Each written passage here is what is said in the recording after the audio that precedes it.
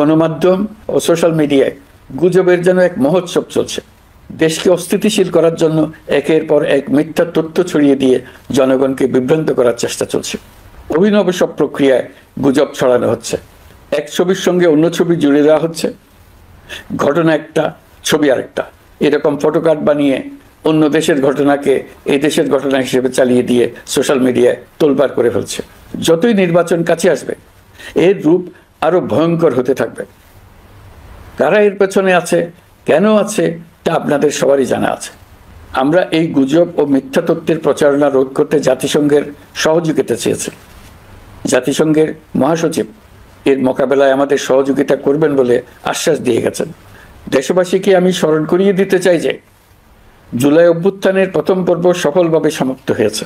প্রথম পর্বের সমাপ্তির মধ্য দিয়ে অভ্যুত্থানের দ্বিতীয় পর্ব শুরু হলো। সবসময় মনে রাখতে হবে, আমরা কিন্তু যুদ্ধাবস্থায় আছি। গুজব হলো এই জুলাই অভ্যুত্থানের বিরুদ্ধে পরাজিত শক্তির মস্ত বড় হাতিয়ার। গুজব দেখলেই গুজবের সূত্রের সন্ধান করতে থাকবেন, গুজবকে অবহেলা করবেন না।